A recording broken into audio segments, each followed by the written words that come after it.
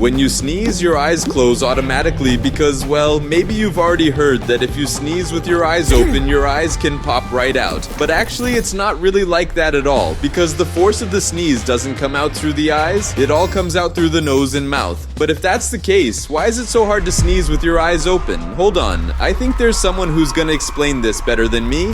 Look, Josby, normally a sneeze is your body trying to push some dirt or bacteria out. But to be able to make the force that it needs, the brain sends several signals to many parts of your body at the same time. That's why your eyes close to protect themselves from these bacteria.